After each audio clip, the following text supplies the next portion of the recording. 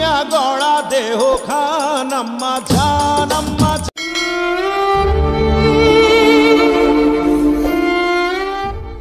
আসলাম তালুকদার মান্না, পুরো নাম সৈয়দ মোহাম্মদ আসলাম তালুকদার মান্না। জন্ম 14 এপ্রিল 1964 সাল, কালীহাতি, টাঙ্গাইল। মৃত্যু 17 ফেব্রুয়ারি 2008 সাল। মৃত্যুকালীন সময় তার বয়স হয়েছিল 43 বছর বয়স।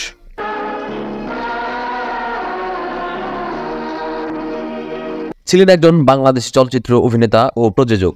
মান্না 24 বছরে কর্মজীবনে 3 শতাধিক চলচ্চিত্রে অভিনয় করেছেন। তার অভিনীত আম্মাজান চলচ্চিত্রটি বাংলাদেশের ব্যবসা সফল ও জনপ্রিয় চলচ্চিত্রগুলোর মধ্যে অন্যতম। তিনি বীর সৈনিক চলচ্চিত্রে অভিনয়ের জন্য সেরা অভিনেতা বিভাগে জাতীয় চলচ্চিত্র পুরস্কার এবং আম্মাজান চলচ্চিত্রের জন্য শ্রেষ্ঠ অভিনেতা হিসেবে মেরিল প্রথম আলো পুরস্কার অর্জন করেন।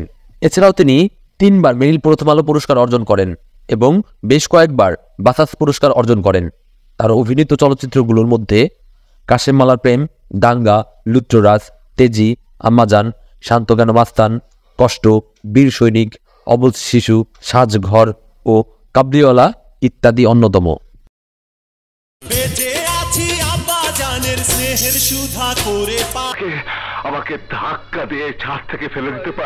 মান্না 1964 সালের 14 এপ্রিল টাঙ্গাইলের কালীহাতি উপজেলার এলেঙ্গায় সৈয়দ মোহাম্মদ আসলাম তালুকদার হিসেবে জন্মগ্রহণ করেন। পিতা নুরুল ইসলাম তালুকদার, মাতা হাসিনা ইসলাম।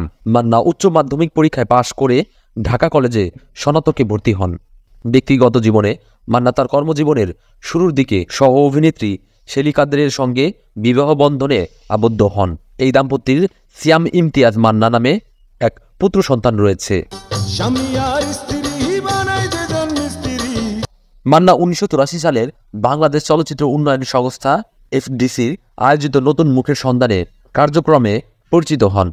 1985 সালের কাজী হায়াত পরিচালিত পাগলি চলচ্চিত্রে অভিনয়ের মাধ্যমে তার চলচ্চিত্রে শিল্পে অভিষেক ঘটে, যদিও তার অভিনীত প্রথম চলচ্চিত্র তওবা। এরপর তিনি নিপা মোনালিসার বিপরীতে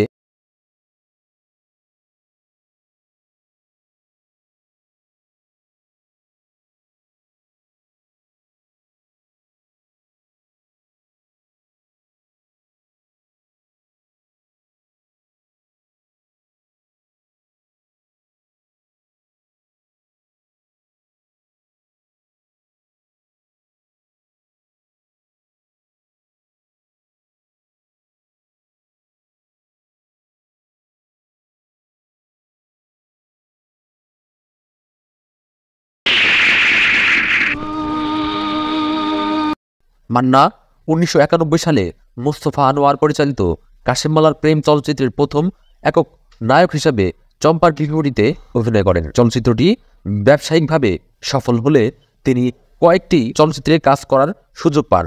এরপর তিনি 1992 সালে কাজী হায়াতের দাঙ্গা ও ত্রাস চলচ্চিত্রে একক অভিনেতা হিসেবে সফল পান। একই বছর তার অভিনীত মোস্তফা আনোয়ারের অন্ধপ্রেম, মমতাজুর রহমান আকবরের প্রেম দিওয়ানা ও ডিস্কো ডান্সার, কাজী হায়াতের দেশদ্রোহী, মমতাজুর রহমান আকবরের বাবার আদেশ, আশোক ঘোষের শাদি মোবারক, বুলবুল আহমেদের গরম হাওয়া, সাইফুল আজম কাশেমের সাক্ষাৎ, কামাল আহমেদের অবুঝ সন্তান, দেলোয়ার জাহান ঝন্টুর গরিবের বন্ধু চলচ্চিত্রগুলো মুক্তি পায়। 1993 সালে তিনি কাজী হায়াতের চাপাবাজ, সিপাহী, দেশপ্রেমিক, দেশদ্রোহী, ধর, তেজি ও সমাজকে বদলে দাও, নূর হোসেন বলায়ের ওরা 3 জন ও শেষ খেলা, নাইম মাহমুদের আন্দোলন, রুটি ও রাজপথের রাজা, এম.এ. মালেকের দুর্নীতিবাজ, এফআই মানিক পরিচালিত বিশাল আক্রমণ, মোস্তাফিজুর রহমান বাবুর চিরঋণী, এ.জে. রানার পরিচালিত মানুষ, বেলাল আহমেদ পরিচালিত সাক্ষী প্রমাণ এবং মমতাজুর রহমান আকবর পরিচালিত ডিস্কো ডান্সার ও ইত্যাদি চলচ্চিত্রগুলোতে অভিনয় করেন।